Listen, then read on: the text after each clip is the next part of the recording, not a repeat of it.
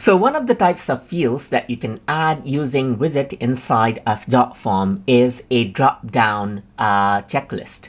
So to do that, you can go around over here onto add element, and then you can go to the widget section.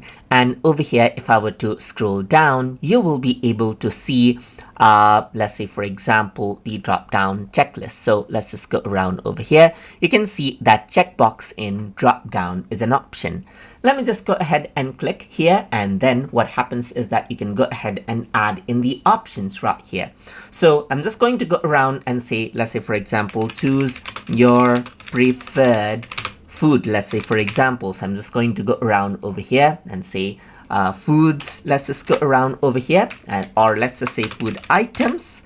Right here to be specific, and then I'm going to add an option like, let's say, for example, rice right here, and I'm going to say noodles.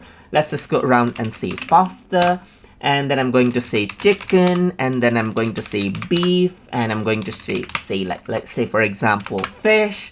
Let's just go around and say salad and soup right here, and also bread and dessert, and then fresh fruit right here, just like this. So now you can see the default text which says just choose one. So I'm just going to say choose 4 right here, 4 items. Let's say, for example, right here, maximum selection. As I say right here, it's going to be 4.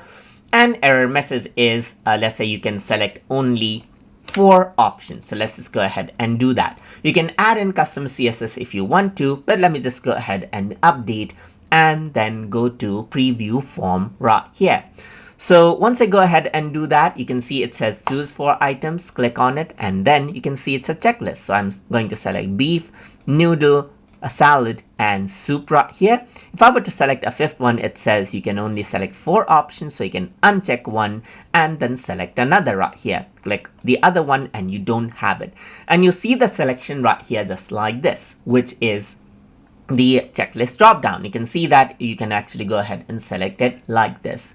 So that is the option that you have for the widget. And apart from that, you can also go ahead and change around the properties. That is, you can go ahead and change the alignment as you want. You can go ahead and enable or disable the label right here. So I'm just going to say choose your food items right here, just like this. I can add in a semicolon as well and change around the label alignment. You can change around the width and height as well. So you can say something like just 200 right here or 600 right here. So if I were to keep it on the top, you can see like you get more space right here. You can change around the height, of course, right here, which takes up more space, and you can make it required or optional as you want. You can even go around onto advanced, shrink it out so it only takes certain space. You can go ahead and duplicate it, and then you can add in 2 of these at the same place as well. Or you can go ahead and then instead of having 2 of them together, even when they shrink, if you want to move it to a new line, you can move it to a new line. You can hide the field if you don't want the audience to see it temporarily. And then you can go to the field details and change your unique name right here as you want as well in a coding level. Well, let me just go ahead and remove out this extra field right here, and then go around over here and then remove the string. And we made some changes right here. So if I were to go around and then click on preview form, then you can see the 4 items right here. You got much more space now right here. You cannot select the 5th item, and you would see all the details right here just like this. So that is basically how you can go ahead and then utilize the checkbox in Dropdown Widget inside of Jotform. So hope you guys learned something as always. And as always, please like, comment, share, and subscribe.